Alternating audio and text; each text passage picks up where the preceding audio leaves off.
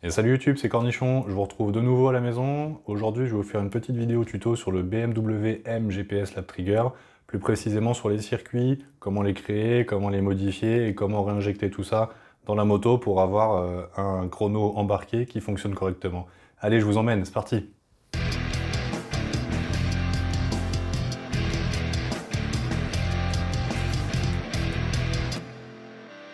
Ok, donc on se retrouve sur le PC. Alors, à travers quoi on va aller? Déjà, mon premier conseil, c'est d'essayer d'avoir un PC portable qu'on puisse prendre avec soi sur piste pour déjà analyser les données qu'on va générer, et puis justement modifier un petit peu, gérer un petit peu avec les circuits. Alors, qu'est-ce qui peut se passer? Donc deux cas. Soit on n'a pas de PC portable, et du coup, ce que je conseille de faire, c'est de vérifier avant d'aller rouler sur circuit, si le circuit sur lequel on roule est bien dans la base de données qu'il y a intégrée au module 2D. Donc je mettrai un lien en description pour voir un petit peu, télécharger cette liste et voir si les circuits qu'il y a. Donc, on vérifie si le circuit y est. A priori, il n'y a pas de problème. Maintenant, il peut y avoir des couacs. Je vais vous montrer un exemple plus tard dans la vidéo à Dijon notamment, où du coup la ligne de départ n'était pas super bien définie, ce qui fait que le chrono embarqué marche pas super bien, ne capte pas tous les tours, on a des tours qui sautent, on capte un tour sur 4, donc c'est pas génial. Si le circuit sur lequel on va rouler n'est pas dans la liste, on peut le créer à l'avance. Okay, donc je vais vous montrer ça aussi, comment le faire. Et la dernière chose, c'est si le circuit, en l'occurrence, ou qu'il n'y a pas de circuit, ou qu'il n'est pas OK, si on n'a pas de PC portable, c'est foutu, game over. Maintenant, donc, si on a un PC portable, je vais vous montrer comment créer une ligne qui n'est pas dans la base de données, c'est la méthode, on va dire, classique, ou comment la modifier si, encore une fois, le chronomètre embarqué bug un peu et capte pas tous les tours. Donc on va passer à travers ça ensemble. Allez, c'est parti. Alors, ici, ce que je vais faire, c'est que je vais ouvrir un set de données que j'ai, qui vient d'une session à Dijon, justement. Alors, ce qui va se passer si on est par exemple sur un circuit où on n'a pas de ligne GPS, de ligne de départ qui est intégrée au module. Ce qu'il va falloir faire, c'est la créer. Donc ça, c'est la méthode de base quand on a le PC sur place, voilà, c'est le plus simple. Alors, qu'est-ce qu'on va faire? On va déjà double-cliquer dans la fenêtre. Okay, ce qui fait que maintenant, on a ici le petit curseur qui peut bouger, et on voit ici le point rouge qui indique la position sur laquelle on est sur le circuit. Okay, donc par exemple, on va se mettre plus ou moins au même endroit. On va dire qu'on va créer une ligne de départ à cet endroit-là. Okay, ce qu'on va faire maintenant, c'est qu'on va refaire un clic gauche. Voilà, on crée ici une ligne continue avec, voilà, là, on a marqué la vitesse. On va se mettre sur cette ligne avec le curseur, faire un clic droit.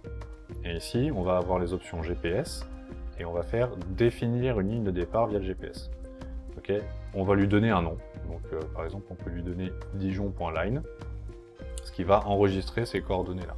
Okay, une fois qu'on aura fait ça, donc là je sors parce que ça sert à rien pour l'exemple, une fois qu'on a créé ça, on va faire un clic droit, peu importe, n'importe où, GPS, enregistrer les coordonnées GPS dans la table. Okay, donc ça va en fait sauver ces nouvelles coordonnées dans une table, un tableau en fait avec toutes les coordonnées qui est dans l'ordinateur. Okay, donc ça c'est la première étape. Donc une fois qu'on a fait ça, on va réinjecter cette table dans le module 2D. Alors comment on fait ça? C'est relativement simple. La première étape, donc on va prendre son PC, on va le connecter au module 2D et brancher sur la moto, on allume la moto pour que tout soit en tension. Ensuite on va aller dans communication, ici. Ça va lancer le module de communication entre le PC et le module 2D qui est sur la moto. Ici ça bug, parce que j'ai pas le module qui est branché, forcément. Donc en fait vous allez avoir, ici sur cette version kit BMW, il y a peu d'options okay, qui sont accessibles. Mais ce que vous allez avoir, c'est ici un petit onglet Send Tables, okay, qui sera ici.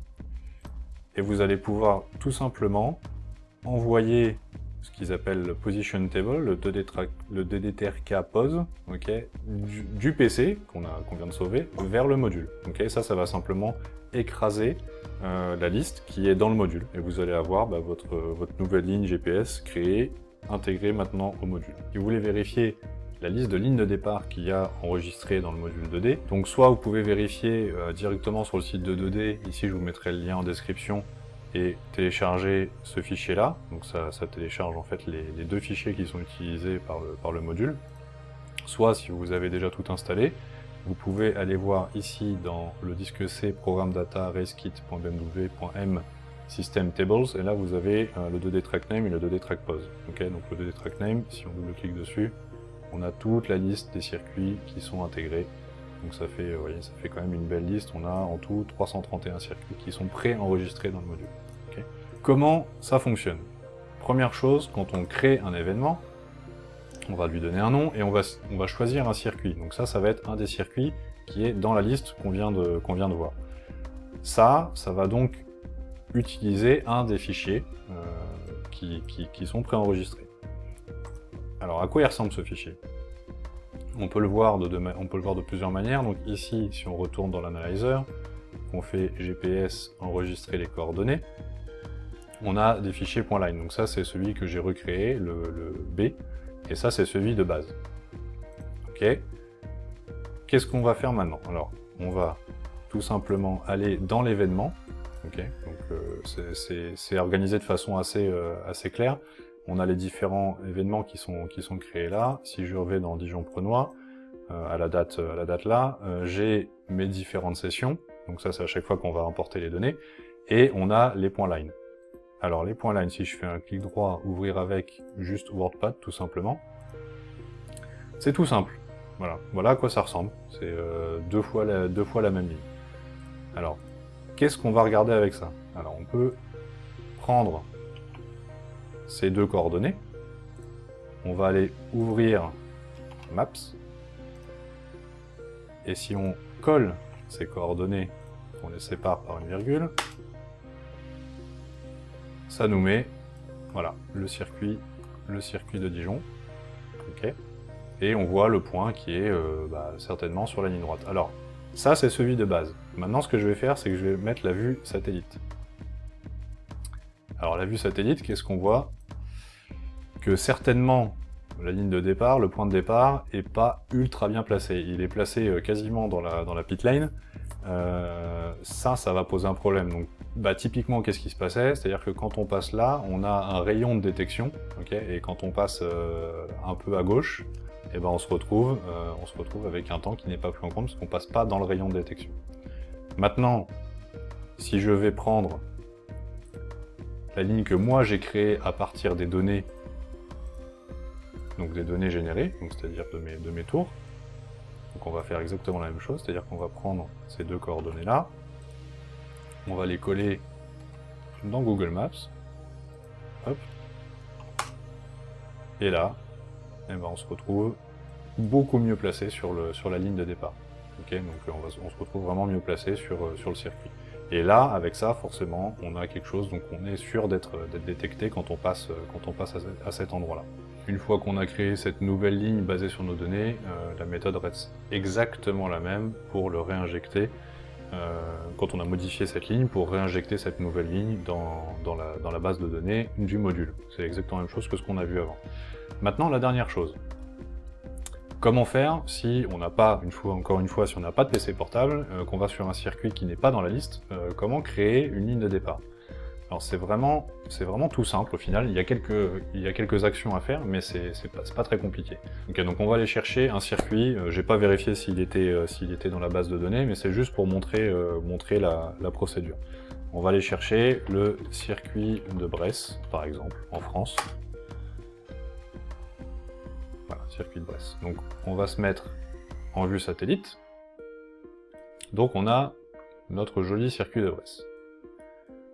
Alors, on est sur Google Maps, tout simple, où on veut la ligne de départ, donc là où les temps sont pris, donc par exemple on va se mettre sur plus ou moins la ligne de départ officielle. On va cliquer ici, et ici on a nos coordonnées. Okay, donc ce qu'on va faire, c'est qu'on va copier ces deux suites de chiffres. Okay. Ensuite, si vous n'avez jamais roulé, ou si vous n'avez jamais téléchargé de données, vous allez sur votre disque local C, donc bien sûr quand vous avez installé Winit, vous allez sur le disque local C, pardon, Race Data, Demo Data, BMW MDemo. C'est une suite de données démo qui sont déjà là. Ça vous permet de regarder un petit peu. Vous prenez un des deux points line qui sont là. Vous faites simplement un copier-coller, donc CTRL-C, CTRL-V par exemple. Et on va renommer ce fichier Bress, par exemple. Ok, voilà. On va l'ouvrir comme on a fait, donc un clic droit, ouvrir avec WordPad. Et on a le même format que je vous ai montré tout à l'heure. Et tout ce qu'on va faire tout simplement, c'est qu'on va enlever la première ligne et on va recopier les données qu'on a pris de Google. Voilà. Donc on vérifie, il n'y a qu'un espace entre les deux lignes. Ici, il n'y a qu'un espace. Ici, on n'a pas d'espace derrière et pas d'espace devant. Donc on va hop, recopier deux fois la même chose. Et on sauve. Voilà. Une fois que ça c'est fait, on peut fermer ici. On retourne ici. Ok. Donc comment maintenant on va réinjecter ça dans le fichier? Bah, tout simplement, on va aller chercher où est-ce qu'on a sauvé cette donnée. Donc ici c'est dans le BMW MDemo. On prend n'importe lequel, Analysis. Et ici ce qu'on va faire, on va faire un clic droit, GPS, enregistrer les coordonnées de GPS dans la table, et on va choisir notre nouvelle ligne. Voilà. Ça va donc pousser, sauver dans la table, et ensuite, encore une fois, on refait la même étape que vu précédemment pour réinjecter ça dans le module 2D. Et voilà, ben, j'espère que ce petit tuto rapide vous aura plu et surtout vous sera utile. C'est vraiment le but ici. C'est un peu spécifique là, forcément. N'hésitez pas à mettre un petit pouce bleu, à vous abonner à la chaîne. Mettez en commentaire aussi si vous voulez d'autres tutos sur ce logiciel 2D, BMW MGPS App Trigger. Dites-moi ce que vous voulez voir, s'il y a des choses qui vous intéressent, j'essaierai de faire ça. On arrive en hiver ici, donc je vais avoir le temps de faire des petites vidéos comme ça à la maison. Donc n'hésitez pas. En attendant, prenez soin de vous, ridez safe, faites-vous plaisir si vous allez rouler dans le sud. Enjoy, et n'oubliez pas, jamais plus vite qu'à fond. Ciao!